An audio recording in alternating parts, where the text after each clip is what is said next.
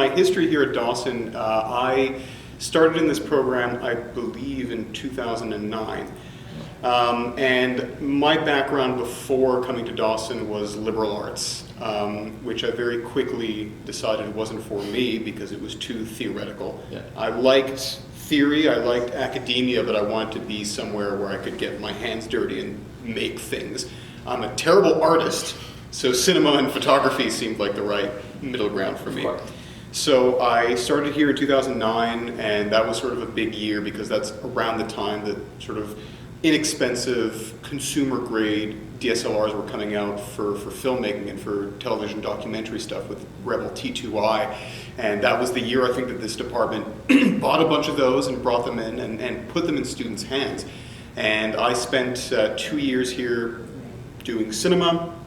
And during that time, I gravitated more towards documentary filmmaking rather than making, fiction, dramas, comedies, and things like that. I was, because of the Creative Arts, Literature, and Languages program, you do cinema, but you have the option to also take some journalism classes, which I did quite a bit. I took news writing classes, I took feature writing classes, and all the while I was doing more documentary work for my assignments. I graduated cinema here in 2011, moved to Scotland and spent a year there.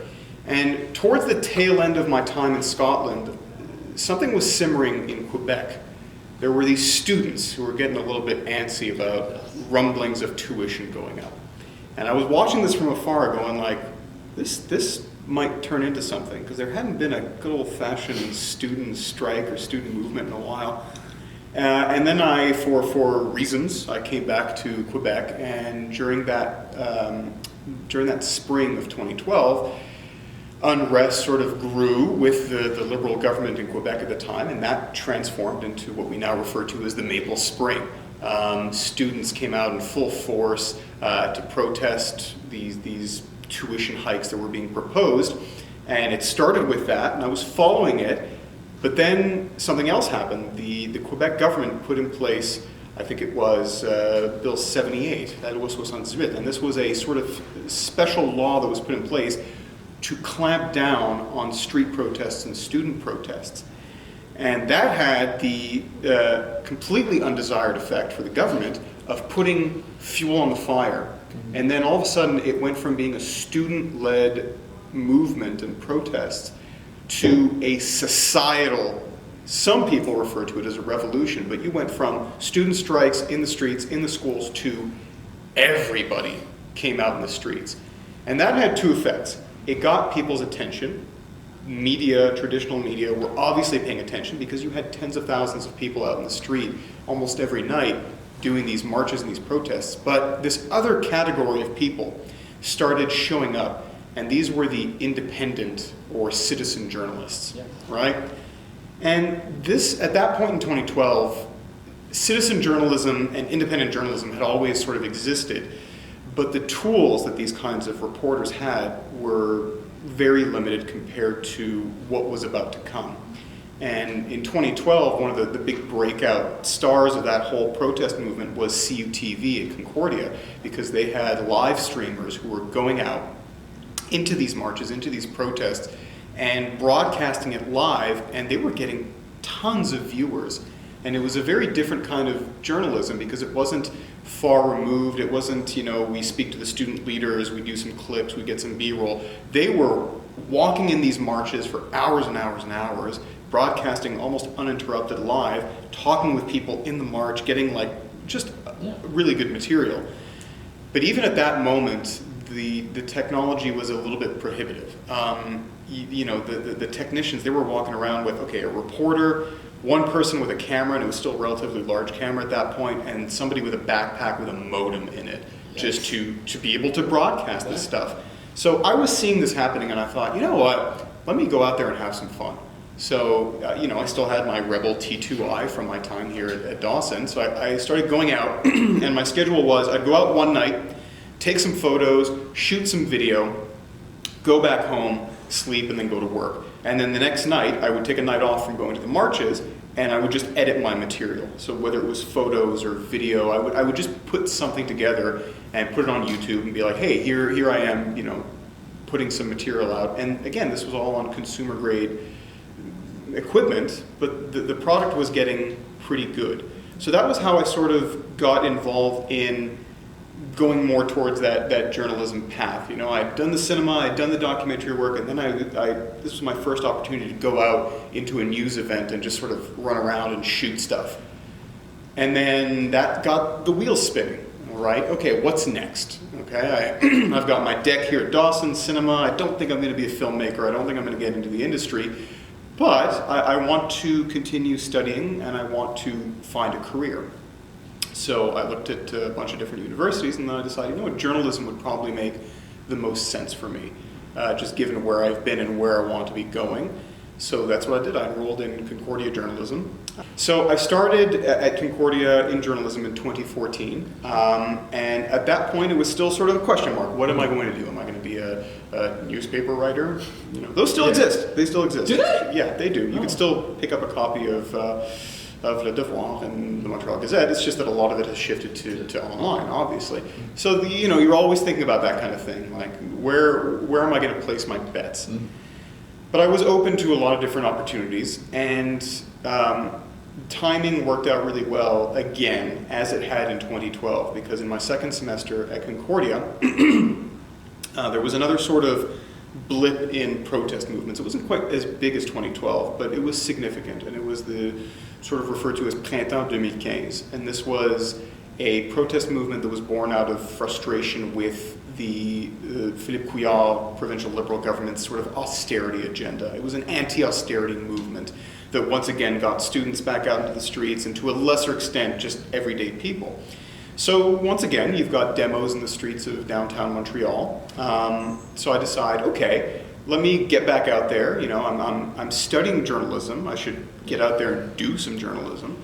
So at first it was, I had a podcast that I was doing for the Link newspaper at Concordia, one of the student newspapers over there. So one night I went out with a Zoom recorder and just did a kind of extended audioscape thing of, like, you know, the sounds of an anti-austerity demo in Montreal. And it was actually like this, the idea was to take a 2-hour, 3-hour protest and condense it down to about 15-20 minutes with the highlights, and I'm narrating as it's happening. I was literally just walking around this demo with my Zoom recorder, and there's a moment, I'll never forget it, where the protests got to Dorchester Square, and the police just sort of came in and came on the loudspeakers and went, "We're invoking the P6 bylaw," which doesn't quite exist the way it did, but it was basically just a tool the police had to just say, okay, no more protest, and if you don't go, the tear gas is going to come out. And the tear gas and the flash grenades and all that did come out. So I've got audio of people running around. I got cops running past me, you know, hitting the shields with the batons, and pop, pop, pop. And the smoke grenades are going off, and people are coughing and wheezing and crying and screaming. It was really good audio. So I put that podcast out, and I thought, okay, I'm going to go back out there at some point and do something else with these protests. But I thought, you know, let me challenge myself, and I've done the podcast thing. Audio is good, but let's get some video in there. But I had already done the just, you know, shooting with my DSLR, putting a little video together, and I thought, okay, well, I really like that live streaming stuff that CUTV was doing back in 2012. Let me see if I can try my hand at that. And the timing for that was perfect, because around 2014 is when live streaming applications and technologies were starting to come to mobile devices. So all of a sudden you had these apps that were coming out for iPhone and for Android that let you just start a live stream from your mobile data, and you could shoot and broadcast from your phone untethered to anything else. Huge. It was huge, and I played around with a couple of different options. Some of them were apps developed in, I don't know, countries that I hadn't heard of, and the apps were all written in languages that I couldn't understand, so I was like, this might not be the right thing. But Ustream was a service that came out, and Ustream had existed before as a sort of front end, you know, plug your computer into this, plug a camera into it, and you can broadcast, but they put out an Android app that you could do all the live streaming just from the phone. So I downloaded that, I played around with it, and it seemed to work. The quality was fine at the time. You couldn't broadcast in anything more than like 240p, so it was like postage stamp sized video that was being blown up onto 1080p screens. So yeah, it was grainy, it was compressed, but it worked. That was the important thing. So I played around with it, and I went out to one protest and I live streamed the whole thing. I got myself an external battery pack when those started being a thing, and I had enough data to like play around with my plan. So I did a whole demo. And it got like a nice little following. I got like, I think 1,000 people watched the first live stream, so I thought, okay, I'll try this again at some point. The big night that sort of set everything into motion, and in fairness is probably one of the reasons why I'm sitting here and doing what I'm doing these days. It was a evening in February of 2015. So this was amidst sort of this anti-austerity movement. There was a small part of UQAM students that were on strike. They had voted to go on strike, and one day some of the striking students decided to enforce the strike by creating picket lines, blocking access to certain classes that were supposed to be canceled because of the strike. So I was at work, I was doing a part-time job, and I was already on Twitter and just following what was happening. And I remember very clearly, and I have the image seared into my head, there was a photo that had been broadcast. It had been taken by a photojournalist at La Presse. And it was from inside UQAM. And the photo was riot cops on one side, a line of riot police, and on the other side, a line of student protesters. And the picture had been taken, again, inside UQAM, which meant that the direction of UQAM, the administrators, had given police the green light to come into the school to try and diffuse the situation and to try to get these picket lines resolved. Now, UQAM is known as a politically active school. Their student body is politically active. When I saw that photo, I knew the shit is going to hit the fan so quickly. Oh, yeah. So I got over there as quickly as possible. And when I got there, most of the, like, there was no media. The cops were gone. It just seemed like this sort of, okay, there was this little blip, but things are resolved. But there was just like this, I went to the atrium at the Gia de Sèvres building on St. Catherine Street, where that photo had been taken, I believe. And there was just this energy in the air, and I thought, like, this day is not over. You could feel it coming. Yeah. So I stayed around, and as luck would have it, yeah, students were starting to recongregate in that atrium and sort of saying, you know, we have to respond to this. What the police did and what the administration here did is unacceptable. We need to do something in response. So there were rumblings about, like, okay, well, let's organize a march. You know, we'll meet at Place Émile Gamelin, like we used to back in 2012, and we'll march in the streets and rah rah rah. And okay, I thought, if that happens, I'll follow the march. But then more people started coming into this atrium. And then people started realizing, like, well, we're all already here. There's a lot of us. Why go outside? Why don't we just stay right where we are and occupy UQAM? So I'm just sort of sitting around, listening to what's happening. Maybe I think I looked like a student because I wasn't a UQAM student, but like I wasn't conspicuous. I just stuck around and then saw what was happening, and then they're like, yeah, we're gonna occupy UQAM. And that meant barricading the building. So people started raiding classrooms and getting furniture out and blockading entrances and, you know, recycling bins. And the Gia de Sèvres building has an escalator that comes from underground into the atrium. So people started barricading and putting furniture along those escalators to stop people from coming up. And all the while, I'm just going, okay, I'm going to stick around. I'm going to stay here and see where this goes. So more people started showing up. A DJ showed up with some sound equipment. Somebody brought strobe lights and a smoke machine. It was an occupation/rave at that point. So I'm there, and I'm like, okay, listen, I'm not going anywhere. All I did, again, I don't want to take too much credit, because the only thing I did was I showed up and I sort of stuck around. Yeah. And that's all it really took. And then I started tweeting, like, hey, I'm here, you know, and this occupation seems to be getting off the ground. It seems to be a big deal. And then I took out my phone and I started live streaming. But I didn't want to draw too much attention to myself, like out myself as a journalist. So I kept the camera on me. So it kind of looked like I was maybe Skyping with somebody, you know, but really I was just giving people an update and describing what I was seeing and all this kind of thing. And then I did that for about 20 minutes and then turned the live stream off just so I could keep walking around and talking to folks and seeing what was happening. And then something very odd happened. My phone rang. And somebody, I forget the person's name, but they said, "Hi, I'm so-and-so, and I'm a producer at CJAD 800 radio." And I said, "Oh, hi." And they said, is this Matt Damour? And I said, "Yes." And they said, "So if I understand correctly, you're inside the building that's occupied at your camera right now?" And I said, yeah, absolutely." And they said, "Okay, well, as far as we know, you're like one of the only people inside there that's like maybe a reporter." I had another Link reporter with me, Alex Bailey, who was a photojournalist. So she was going around with like a Canon 7D under her coat, like. Nothing to see here. So she was walking around, but I was the one who was like actively tweeting and all that. So this producer calls and says, "Yeah, we've got somebody outside, but we'd really like to hear from somebody who's inside who can sort of describe what's happening. Would you be willing to do like a live hit with us on the radio?" I said, "Sure, fine." So we did a live hit, and they said, "So describe what's going on." So I started describing. Well, you've got people, you know, in black masks who are going around smashing cameras and TVs. Some security guards tried to come up the escalator before, so they started putting dish detergent to make the surface slippery, so people would fall and not be able to come up. At this point, oh yeah, I'm seeing somebody brought a 12-pack of Pabst Blue Ribbon, and they were playing floor hockey with empty cans. Okay. Somebody's got a hammer. Yeah. Anyways, so I'm just describing what's going on, and I can hear people on the other line laughing. I think I was hearing the people in the booth, not the host. I was hearing the host, but also in the booth. People are like losing it as I'm describing what's going on. So I do this live hit, and I'm like, okay, great.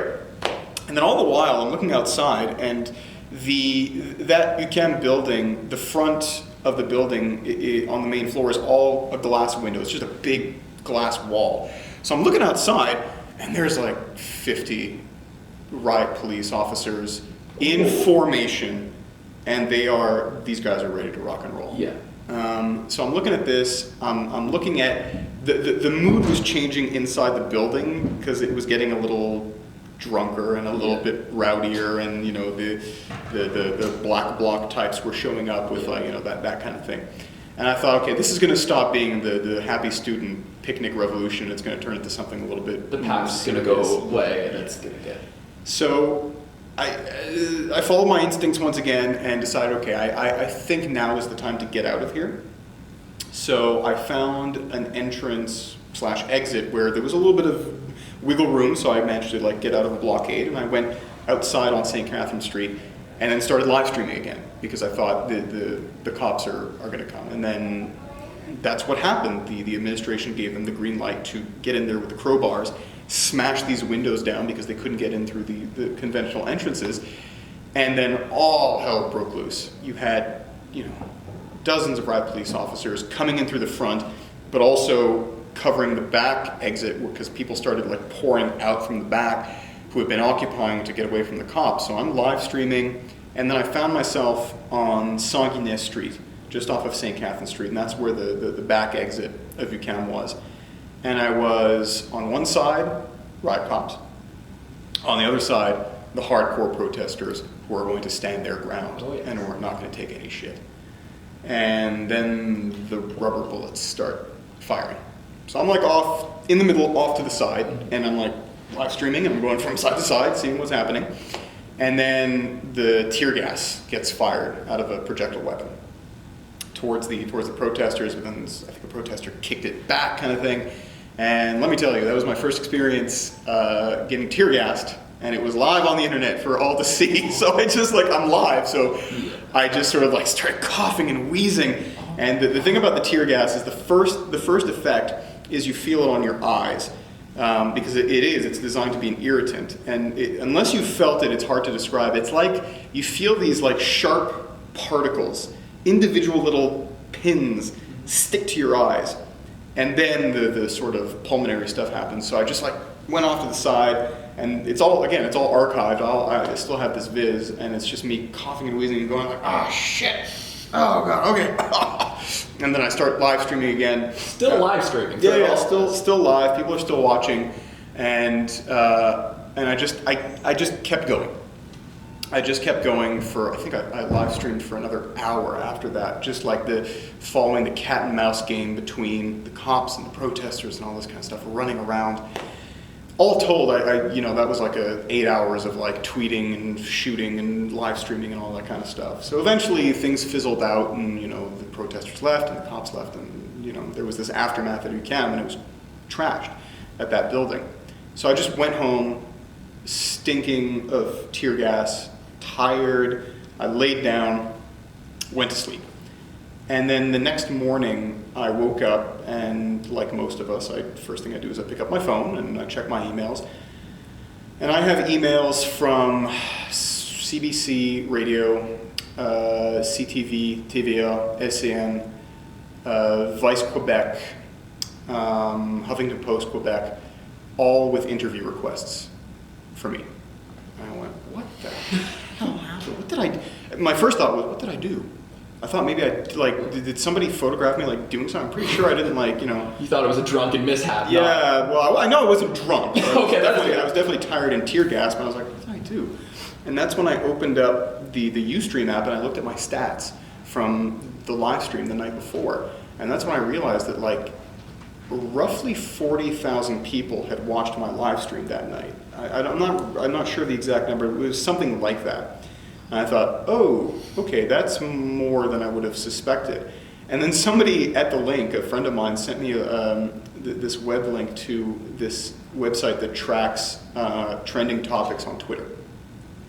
And I had a good laugh when I realized that for that night, my Twitter handle, @MattDamon, had been the number 2 highest trending Twitter topic in Canada. And I can very proudly say, that evening, I beat Justin Bieber. Oh, wow. Thank you. Well done, sir. Thank you. So this happened, and I was like, wow, okay. And that was the thing was, all I did that night, I went to a place, I saw that something was happening, I had the tools to let people know what was happening, and I live streamed some of it, and it was all done. I didn't use any other piece of equipment that night other than my cell phone. So, and then that day I think I did Radio Noon on CBC on the phone, talking about what had happened. I did a hit with CTV News Channel, their 24-hour station. I did that. I did interviews with other outlets. Huffington Post Quebec, my friends still give me shit about this to this day, wrote a profile of me. There's a HuffPost Quebec profile, and the headline is, Qui est Matt Damon? So for about a year, I couldn't go into a bar where somebody knew me without somebody going Qui est Matt Damon? So I eventually lived that down. And some websites who specialized in technology stuff were getting in touch with me too, just to talk to me about what's the equipment that you use? What was because people were talking about this. People were talking about this guy who did this live stream and got all these viewers, and that was a huge moment. So throughout that spring, I kept doing the live streaming, I kept doing all of this kind of stuff. And the effect that had was that once I started looking for internships and sort of doing more coverage, I would go to these events and bump into professional reporters who would recognize me. And they'd go oh, you're Matt Damon. I saw your stuff during the spring. That was really cool. During the 2015 federal election, I was at the NDP headquarters covering that for the link, and I had political reporters who were oh yeah, hey, Matt Damon, remember that thing? You got tear gas. I'm yeah.